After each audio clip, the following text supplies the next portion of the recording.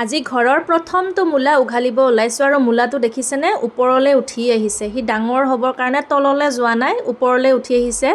ঘৰৰ মূলা গতিকে চালাড খাবলৈ ভাল হ'ব। আৰু এয়া উঘালিবলৈ টানিছিলোঁহে, মাজতে ভাঙি থাকিল। তলৰ ফালে এতিয়া মই খান্দি খান্দি উলিয়াব লাগিব। বহুত চেষ্টা কৰি টুকুৰা টুকুৰকৈ ৩-৪ টুকুৰমান ওলালে।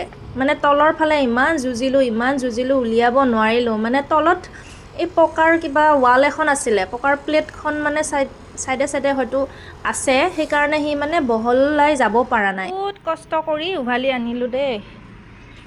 একদম দেখিছেনে, এয়া টুকুৰা হৈ গ'ল। এইফালে ভাঙি গ'ল। এইখিনি লাষ্টত যুঁজি উলিয়াই আনিলোঁ আৰু। এইটো ঘৰৰ মূলা, প্ৰথমটো ঘৰৰ মূলা দেই আমাৰ।